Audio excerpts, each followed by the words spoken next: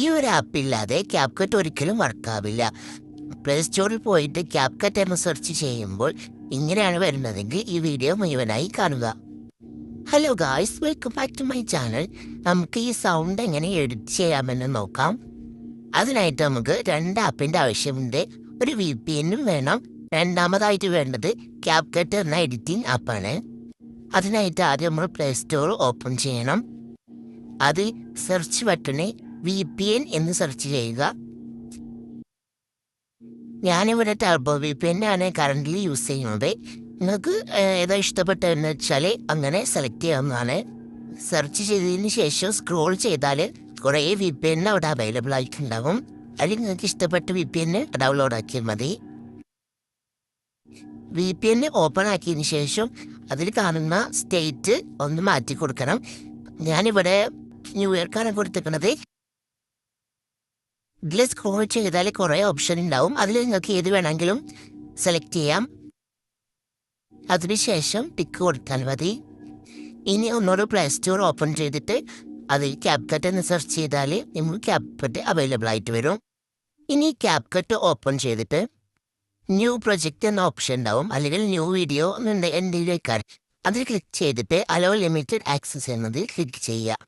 എന്നിട്ട് അതിലേക്ക് നമ്മൾ എഡിറ്റ് ചെയ്യാൻ ഉദ്ദേശിക്കുന്ന വീഡിയോ ആഡ് ചെയ്ത് കൊടുക്കുക.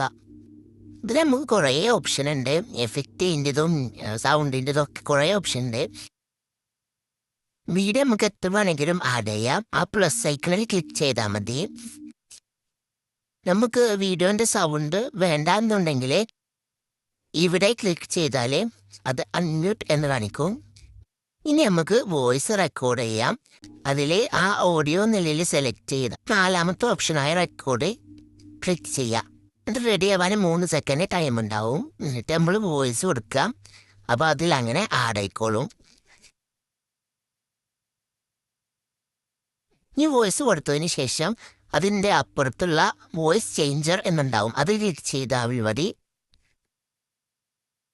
അതല്ലെങ്കിൽ ഇതുപോലെയും ചെയ്യാം. ബാക്ക് അടിച്ചിട്ട് എഡിറ്റ് എന്ന ഓപ്ഷനിൽ ക്ലിക്ക് ചെയ്തിട്ട് ഇടത്തേക്ക് സ്ക്രോൾ ചെയ്യുമ്പോൾ ഓഡിയോ എഫക്റ്റ് എന്നൊരു ഓപ്ഷൻ കാണാൻ സാധിക്കും. അതിൽ ക്ലിക്ക് ചെയ്യുക.